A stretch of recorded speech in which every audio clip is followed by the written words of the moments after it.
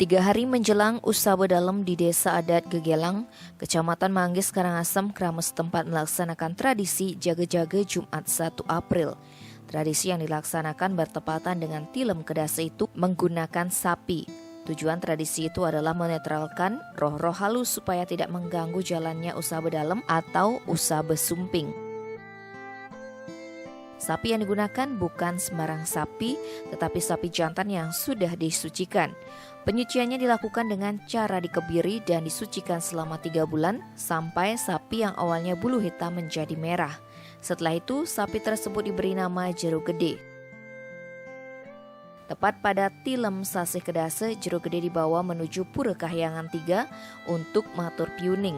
Mulai dari Pura Puseh Telengan, kemudian menuju Pura Dalem Gegelang. Dalam perjalanan, sapi Jero Gede diikuti oleh masyarakat di sana serta diiringi gamelan Bale Ganjur.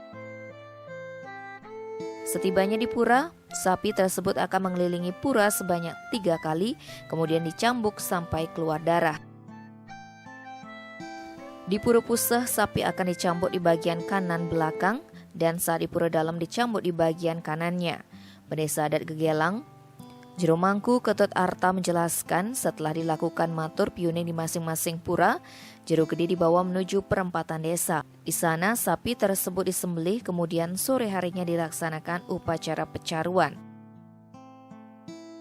Kata Jero Mangku Arta, tradisi ini sudah ada sejak zaman dahulu dan dilestarikan hingga saat ini. Meskipun situasi pandemi, tradisi ini tetap berjalan, namun jumlah yang terlibat dibatasi. Jika tidak dilakukan dikhawatirkan terjadi musibah di Gegelang, karena ini ritual bertujuan ngerahayu wang jagat Gegelang. Setelah pecaruan selesai mulai pukul 18 sampai keesokan harinya, pukul 6 pagi warga melaksanakan penyepian. Saat itu warga tidak diperbolehkan keluar rumah.